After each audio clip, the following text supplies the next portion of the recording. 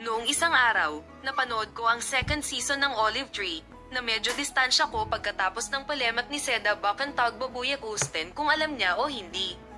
Let me say the last thing I will say first, mas nagustuhan ko yung second season. Kung bakit ko ito nagustuhan ay dahil mas totoo ito sa akin.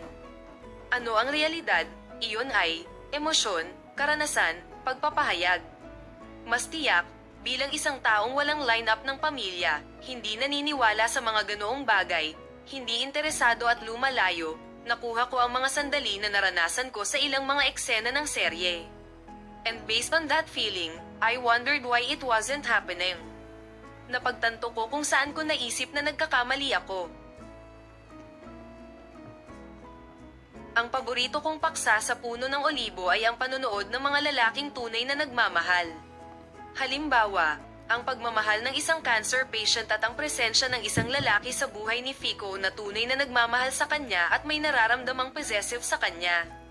Tulad ng alam mo, kapag ang isang babae ay nagkasakit, ang lalaki ay tumakas.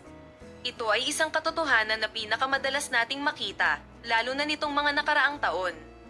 Ngunit ang makita at masilayan ng lalaking kasama ng babaeng mahal ko sa lahat ng pagkakataon ay nagbigay sa akin ng pag-asa. Kaya naman mahal na mahal ko ang 2 seasons ng Olive Tree. Dahil partikular nilang sinasaklaw ang paksang ito.